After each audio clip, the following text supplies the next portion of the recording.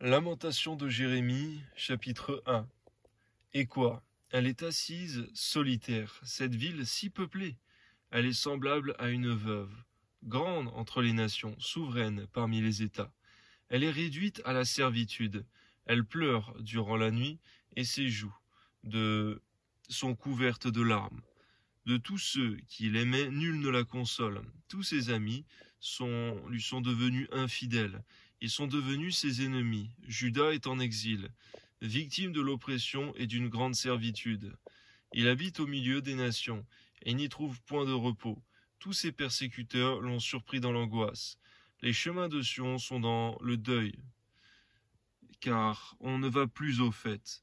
Toutes ses portes sont désertes, ses sacrificateurs gémissent, ses vierges sont affligées et elle est remplie d'amertume. Ses oppresseurs triomphent, ses ennemis sont en paix, car l'Éternel l'a humilié. À cause de la multitude de ses péchés, ses enfants ont marché captifs devant l'oppresseur. C'est vrai, Seigneur, parfois nous sommes éprouvés, c'est pourquoi nous souffrons, mais cependant, à ce moment-là, Israël avait gravement péché. C'est à cause de cela qu'elle passait par ce deuil, par tous ces châtiments. Donne-nous de comprendre, Seigneur, qu'il y a toujours des conséquences au péché lorsque, surtout, on t'abandonne. Amen. La fille de Sion a perdu toute sa gloire. Ses chefs sont comme des cerfs qui ne trouvent point de pâture et qui fuient sans force devant celui qui la chasse. Au jour de sa détresse et de sa misère, Jérusalem s'est souvenue de tous les biens dès longtemps son partage. Quand son peuple est tombé, sans secours, sous la main de l'oppresseur, ses ennemis l'ont vu, et ils ont ri de sa chute. Jérusalem a multiplié ses péchés, c'est pourquoi elle est un objet d'aversion. Tous ceux qui l'honoraient la méprisent en voyant sa nudité. Elle-même soupire et détourne la face. La souillure était dans les pans de sa robe, et elle ne songeait pas à sa fin. Elle est tombée d'une manière étonnante, et nul ne la console. Vois ma misère, ô Éternel, quelle arrogance chez l'ennemi. L'oppresseur a étendu la main sur tout ce qu'elle avait de précieux. Elle a vu pénétrer dans son sanctuaire les nations auxquelles tu avais défendu d'entrer dans ton assemblée. Tout son peuple soupire, ils cherchent du pain, ils ont donné leurs choses précieuses pour de la nourriture, afin de ranimer leur vie. Vois, Éternel, regarde comme je suis avili. Je m'adresse à vous tous qui passez ici, regardez, et voyez s'il est une douleur pareille à ma douleur, à celle dont j'ai été frappé. L'Éternel m'a affligé au jour de son ardente colère. D'en haut il a lancé, dans mes os, un feu qui les dévore. Il a tendu un filet sous mes pieds. Il m'a fait tomber en arrière, il m'a jeté dans la désolation, dans une langueur de tous les jours. Sa main a lié le joug de mes iniquités. Se sont entrelacés, appliqués sur mon cou, il a brisé ma force. Le Seigneur m'a livré à des mains auxquelles je ne puis résister. Le Seigneur a terrassé tous mes guerriers au milieu de moi. Il a rassemblé contre moi une armée pour détruire mes jeunes hommes. Le Seigneur a foulé au pressoir la Vierge, fille de Juda. C'est pour cela que je pleure, que mes yeux fondent en larmes, car il s'est éloigné de moi, celui qui me consolerait, qui ranimerait ma vie.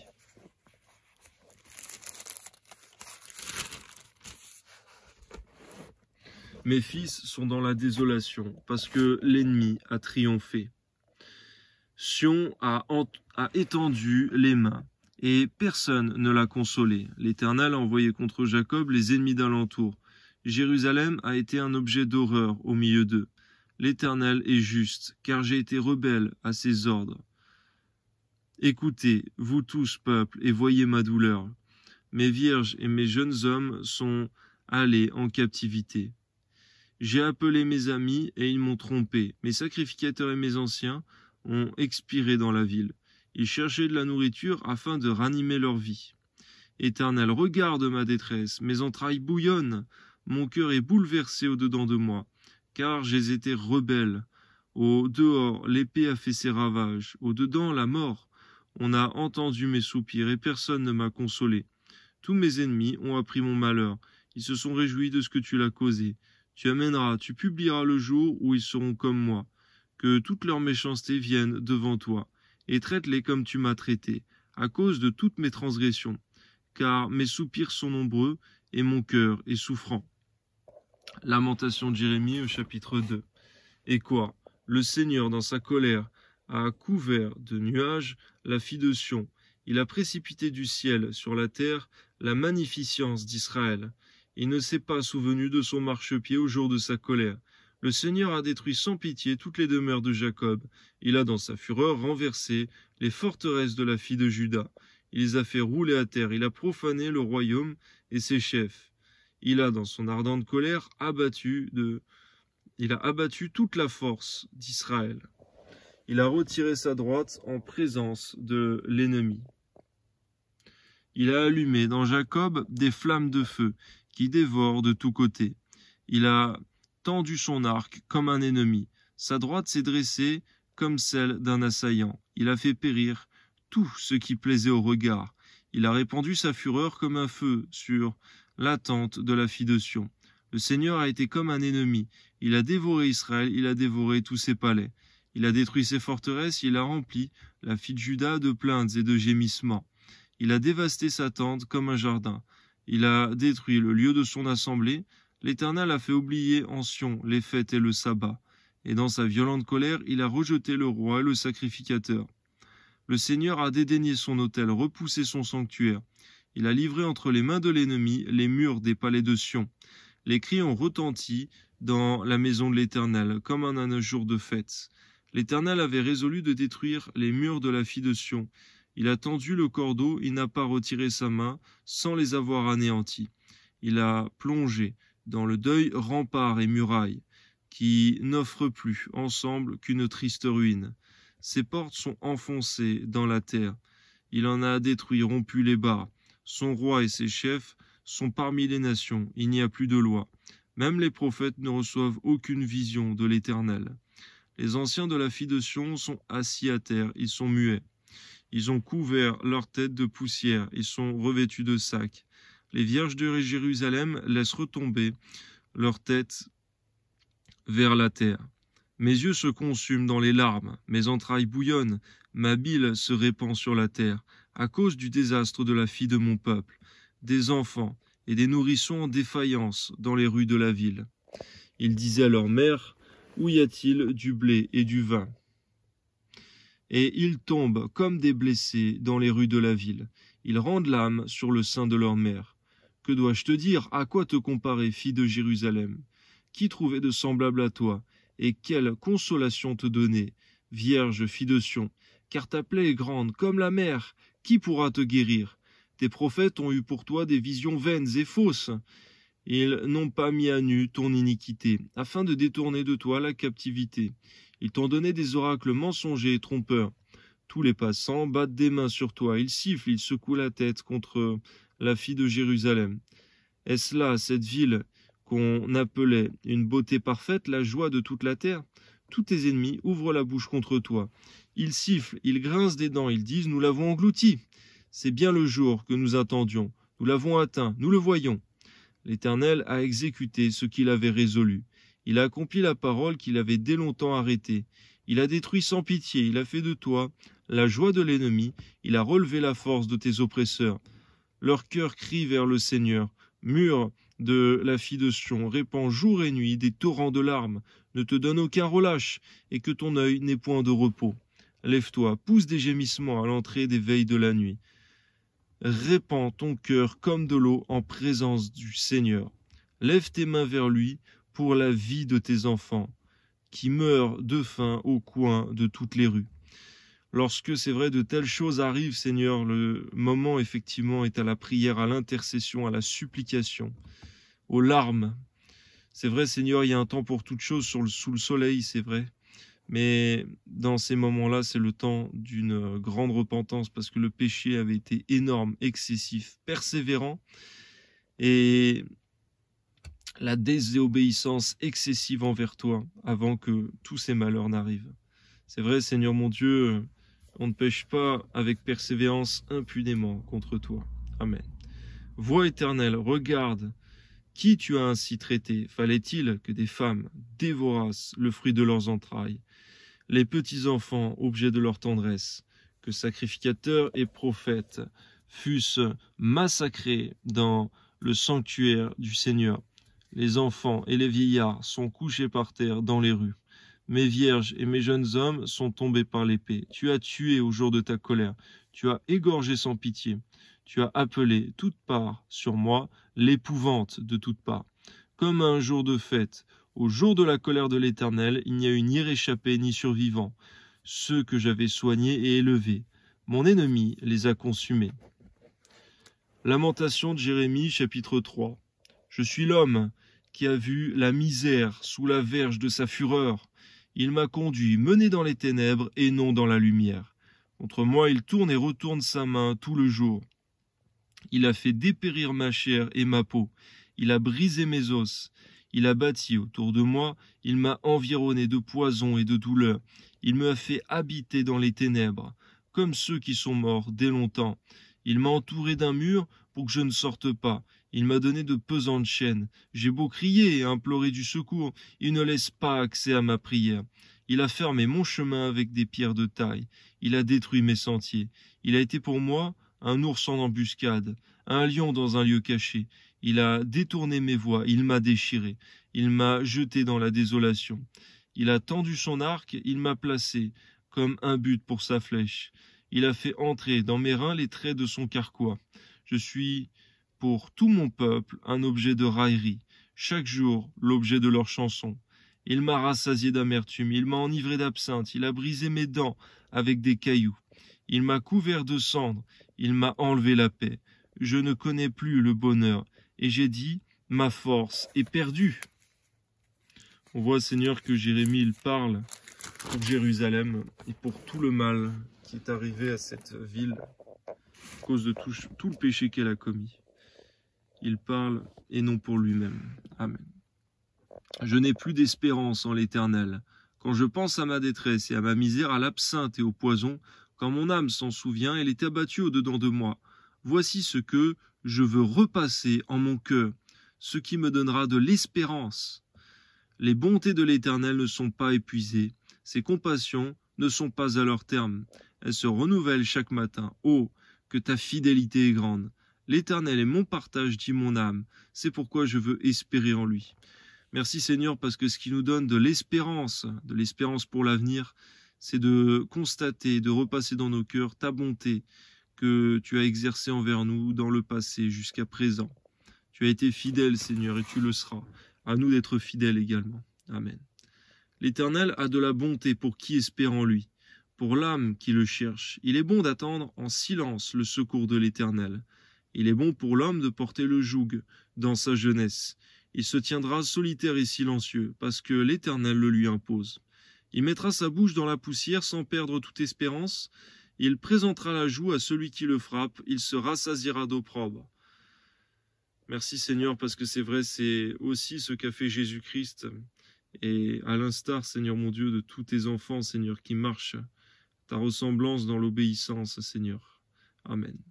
Car le Seigneur ne rejette pas à toujours, mais lorsqu'il afflige, il a compassion, selon sa grande miséricorde. Car ce n'est pas volontiers qu'il humilie et qu'il afflige les enfants des hommes.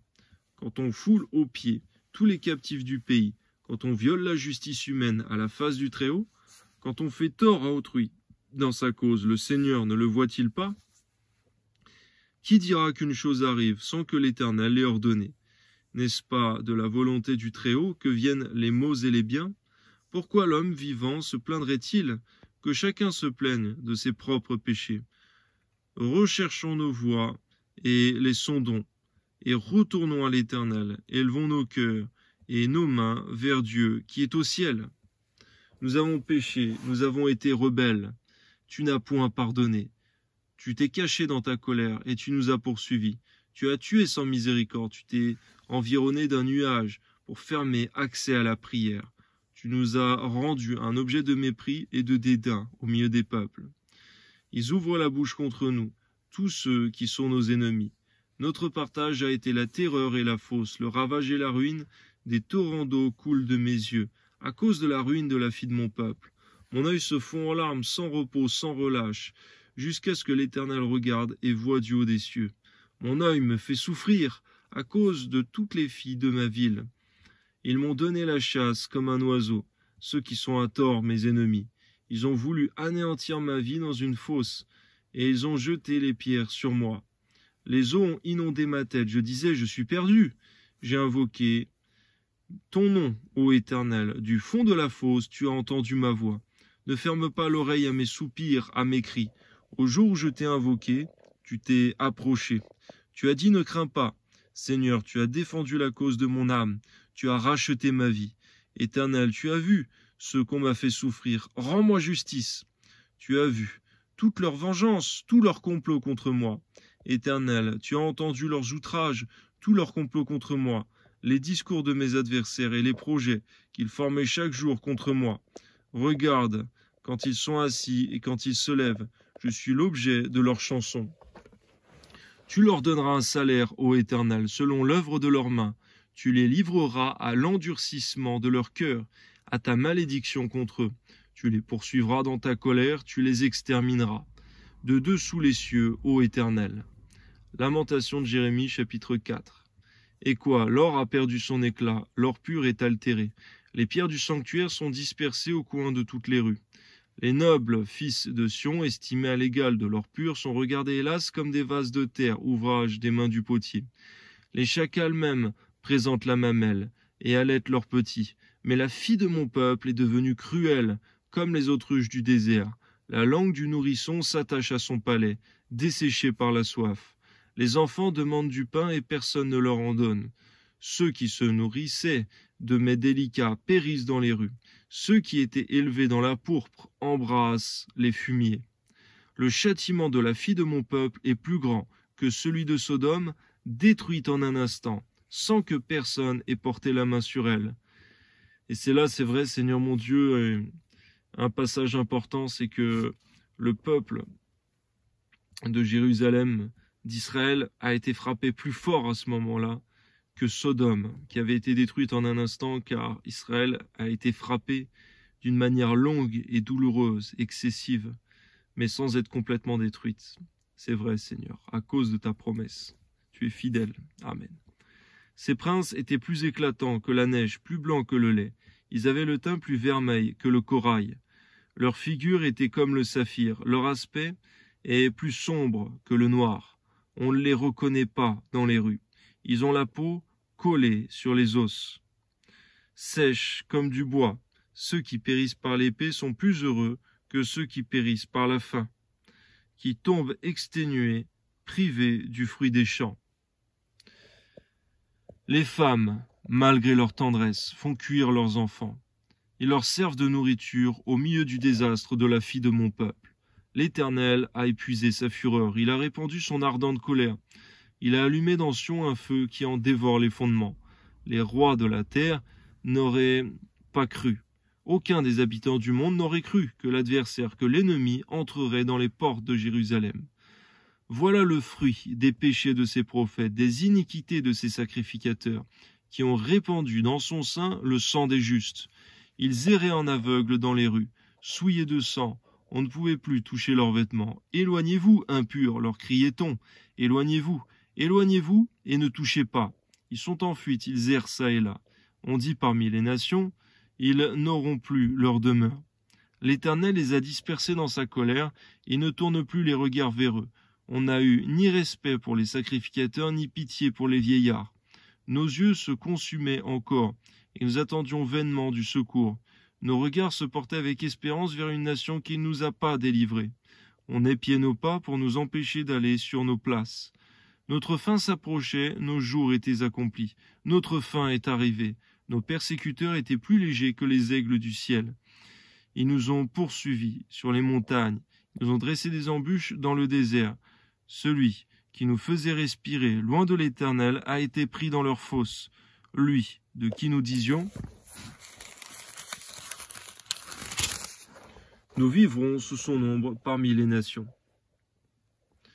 Réjouis-toi, tressaille d'allégresse, fille d'Édom, habitante du pays d'Utz. Vers toi aussi passera la coupe, tu t'enivreras, tu seras mise à nu. Fille de Sion, ton iniquité est expiée. Il ne t'enverra plus en captivité. Fille d'Édom, il châtiera ton iniquité, il mettra tes péchés à découvert. Lamentation.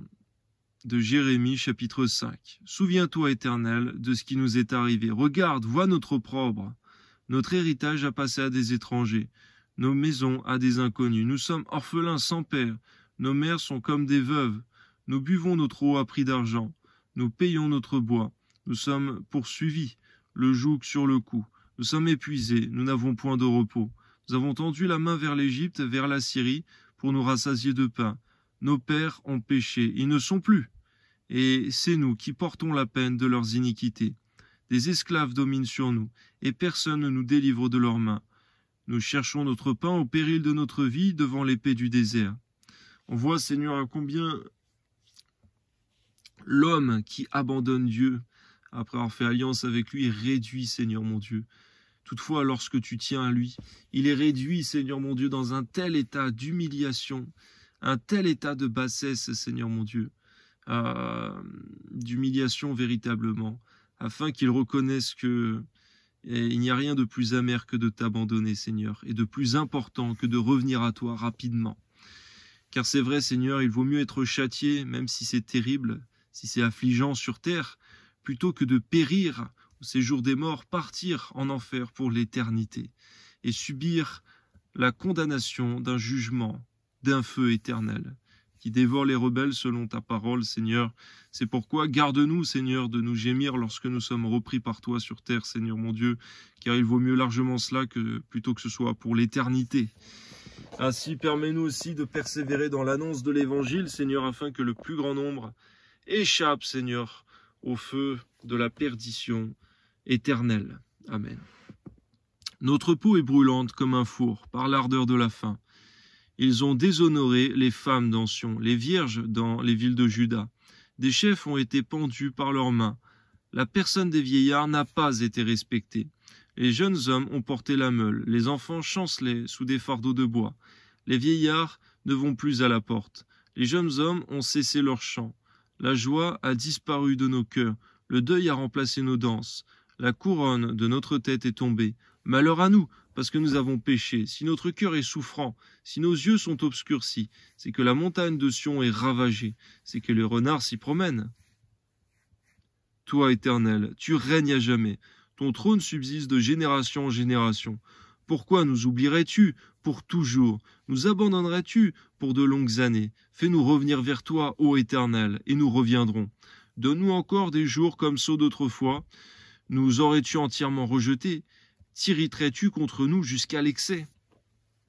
Amen. Merci pour ta parole, Seigneur mon Dieu.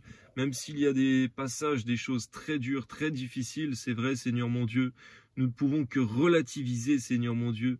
Même un passage si terrible, eh bien, nous fait relativiser face, effectivement, Seigneur mon Dieu, à ce qui se passe en enfer pour l'éternité, pour ceux qui ne t'ont pas cherché, qui ne t'ont pas connu, ou alors qui ont marché dans des voies iniques et injustes, ou alors qui t'ont connu, mais qui ont été rétrogrades et qui t'ont abandonné. Oui, Seigneur mon Dieu, il y a un lieu que tu as préparé pour le diable et pour ses anges, Seigneur, mais que tu n'as pas créé pour l'homme, pour la femme. Pour l'homme que tu as fait à ton image, Seigneur mon Dieu, et pour la femme que tu lui as donnée en aide, Seigneur mon Dieu, car véritablement, les personnes y vont, Seigneur mon Dieu, parce qu'ils t'ont rejeté, toi, leur Créateur, et qui n'ont pas cherché à te connaître. À toi soit toute la gloire, Seigneur mon Dieu, que ton nom soit béni dans le beau nom de ton Fils Jésus. Nous te bénissons, nous te louons, nous t'élevons, Seigneur, de tout notre cœur. Amen.